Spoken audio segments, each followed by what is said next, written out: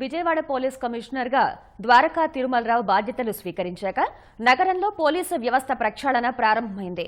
Police స్టేషన్లను క్షుణ్ణంగా పరిశీలిస్తూ అప్రమత్తంగా లేని అధికారుల్ని హెచ్చరిస్తూ నేరాల ఛేదనలో కీలక సూచనలిస్తూ ఆయన ముందుకెళ్తున్నారు.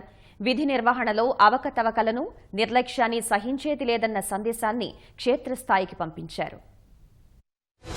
విజయవాడ పోలీస్ కమిషనర్ ద్వారకా తిరుమలరావు శాంతి భద్రతల పరిరక్షణపై ప్రత్యేక దృష్టి సారించారు. బాధ్యతారాహిత్యంగా వ్యవహరిస్తున్న పోలీసులను మార్చే పనిలో నిమగ్నమయ్యారు.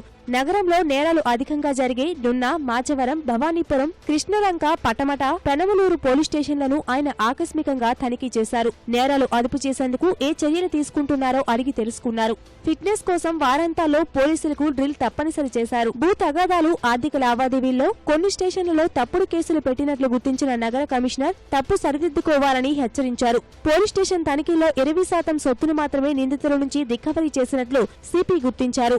సొత్తు రికవరీలో పోలీసుల నిర్లక్ష్యంపై అసంతృప్తి వ్యక్తం చేసిన ద్వారకా తిరుమలరావు కనీసం 70% సొత్తును రికవరీ చేయాలని ఆదేశాలు జారీ చేసినట్లు సమాచారం. నేరాలను అదుపులోకి తెచ్చేందుకు 12 ఇంటర్సెప్టార్ వాహనాలను ఏర్పాటు చేశారు. ప్రజలకు చేరువయ్యేందుకు చేరువ కార్యక్రమంతో ముందుకెళ్తున్నారు.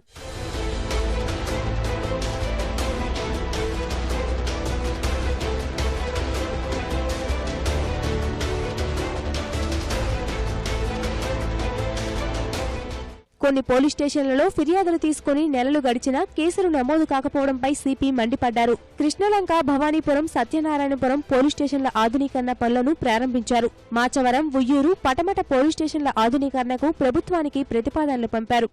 ఉన్న ప్రాంతంలో ఉన్నటువంటి అన్ని పోలీస్ స్టేషన్లు చూడాలన్నటువంటి ఆలోచనతో చూస్తూ ఉన్నాను.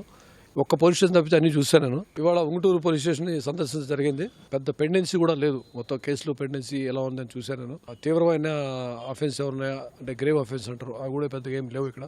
సో అదర్వైజ్ పోలీస్ స్టేషన్ బాగానే ఉంది. Everything is fine. సైబర్ నేరాలను అరికట్టేందుకు అత్యాధునిక పరిజ్ఞానాన్ని అందుబాటులో ఉంచామని సిపి తెలిపారు. క్రమశిక్షణ లేని పోలీసులపై కఠిన చర్యలు తప్పవని హెచ్చరించారు.